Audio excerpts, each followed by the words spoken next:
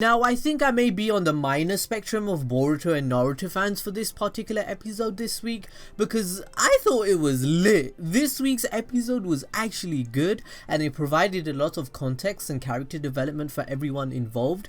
The pacing was good too. This just leads me up to thinking that, yeah, this arc could have been good if they didn't purposefully choose to slow it down and have fillerish type episodes that serve less meaning. We obviously need episodes like this that give exposition in regards to storytelling, and of course we get another will, guys. Like, it's Kazushi's will this time, but the difference is, there's a difference, it was done correctly. Like, from the top of my head, we have had 15 episodes so far in this arc, but I can shave off 3 episodes instantly to make that 12 if we just get rid of 75, 84 and 85. The plot would still make sense and progress a lot faster.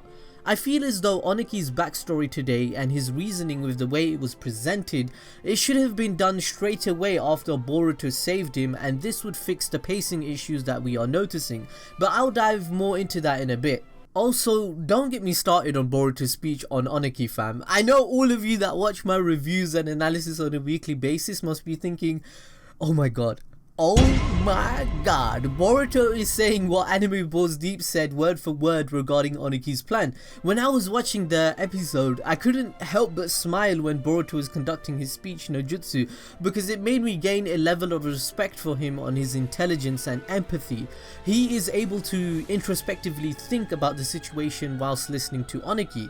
Like, I can't believe for one whole month I ended up being right on what needs to be said to Onoki, and Boruto is the one that did it. Like, are these Boruto writers watching my reviews and analysis videos? It's not like it's not possible, something must be going on. Anyways, let me dive into this Balls Deep style. As usual, let's cue the intro.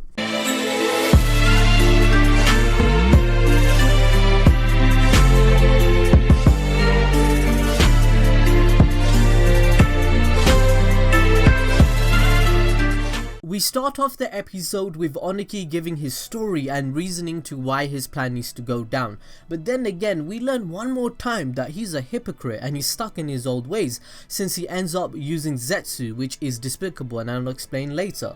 But Onoki and the Kuratsuchi, the current Kage, they explain that they need to address and fix the great loss of lives as well as resources that the nation had suffered from after the 4th Great Shinobi World War. What can they do to fix the problem? So before Onoki lost his grandchild, his ideology was in line with mine, where I stated in my episode 84 review of Boruto that a great leader is someone that incentivizes and motivates the younger generation adapted to the modern age, and it takes time. However, Onoki throws this all out of the window because he blames himself for the death of his grandson and turns to desperate measures to fix the problem the country is facing. The episode and storytelling today does a great job at making us understand him and empathize with his actions, even though we know it's wrong. I personally felt as though I loved the backstory and new information we are getting regarding these characters that didn't get the limelight in Naruto, and it did pull on a few heartstrings on how things went down for Onoki. God damn, it was believable and it made sense. So when it came down to the 4th Great Shinobi War, for example, it lasted for around 3 days, which most people don't seem to realize and forget. But in those 3 days, a lot of things happened. The allied shinobi forces and the Akatsuki had amassed a huge forces for this war. 80,000 shinobi and samurai total make up for the alliance, versus 100,000 Zetsu clones and reincarnated shinobi supplied by Kabuto. It was reported that on the first day of battle in the war, over 40,000 ninja across the 5 divisions had already died. Half of the forces were already dead, whilst the white Zetsu army were brought down to 50,000. On top of the, several already sealed reincarnated shinobi, they sealed a few of them, right? So in the end of the war, at the 3rd day, there is no exact number of how many ninjas survived, but after Madara summoned the Meteors and Obito teaming up with the Beasts, several more thousands would have perished and they died. I would personally say around 10,000 shinobi must have survived at the last day of the shinobi war, and maybe 70,000 people died. On top of all of this, just as the episode stated today in Boruto, because of the heavy losses and the amount of resources such as kunai, money, scrolls, paper bombs, food and water. You know, all of this was used by all of the nations, right? So it caused a heavy reformation of politics and peace because all the countries needed to try and fix their economy and the problems with the military that they would gain after the war. So given that the episode touches on the facts that we already know, it was a great addition and I really enjoyed the extra information that we got. The backstory we got with Onoki also had really good music to tie in with it. I mean, the soundtrack that they are using, oh my god, it's lit. You know, it was really effective and I hope they release it soon so we can listen to it. It was really like reminding me of Naruto vibes that we have all these years. The plot regarding Onoki and his grandson was great because it was strong in most regards for most aspects. It establishes early on that Onoki is an earnest grandpa that the Kurosuchi has noticed, and Onoki looks forward to meeting with him. You know, this establishes that he really loves him and cares. It then explores the Will of Stone concept and how Onoki is trying to bestow his wisdom to his grandson to be Kage one day, but in the end it all fails. So we learned that Onoki's ideology was in the right place for a time period, but because his grandson died to the ninja system and him having high expectations, he turns back and pities himself by resorting to desperation.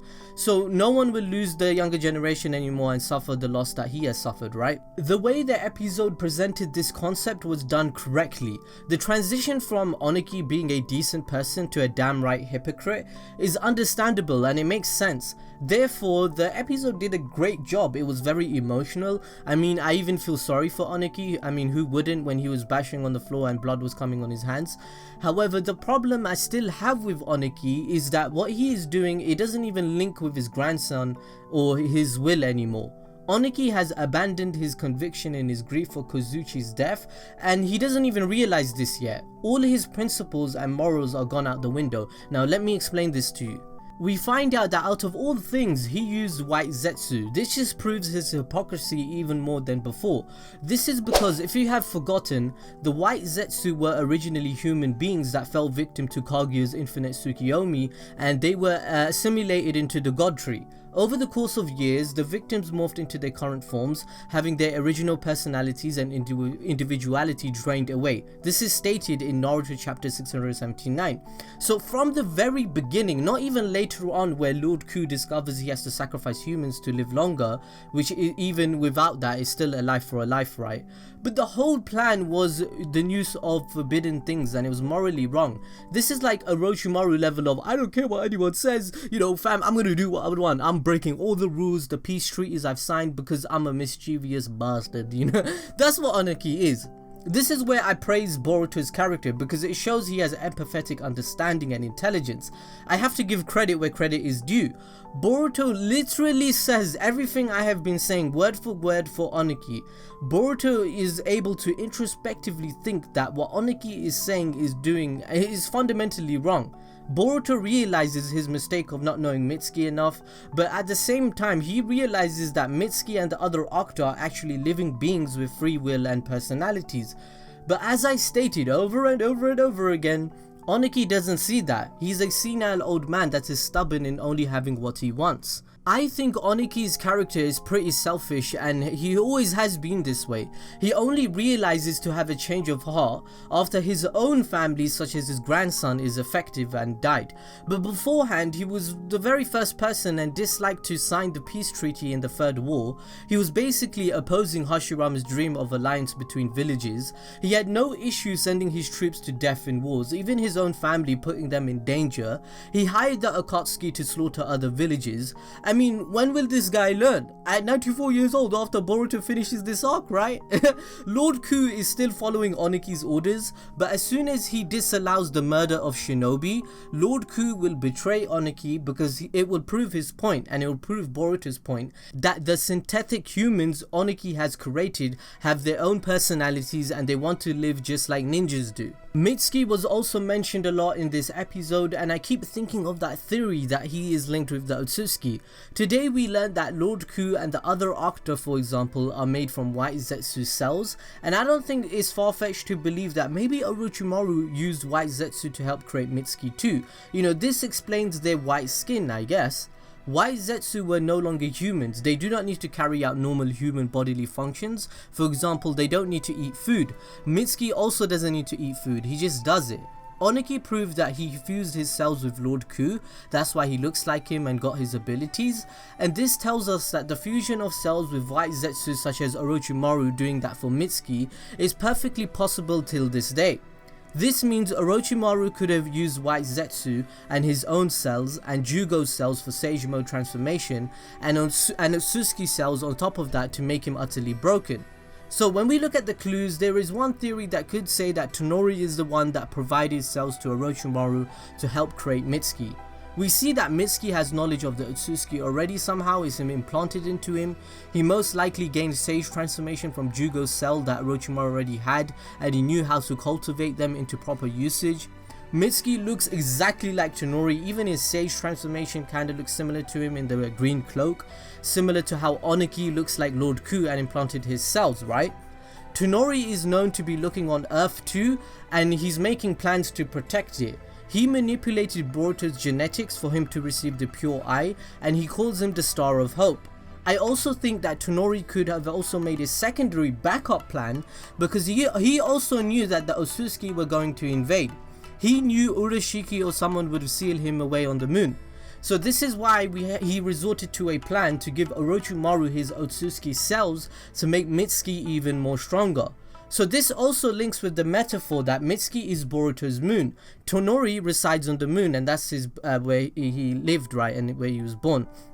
And Mitsuki was created with the purpose to shadow him as the sun to protect the Star of Hope that will guide the earth to peace against the Otsutsuki.